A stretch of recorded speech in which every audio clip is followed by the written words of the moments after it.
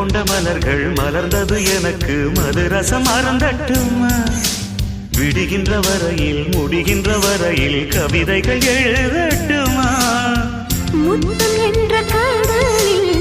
முத்து குளிப்போமா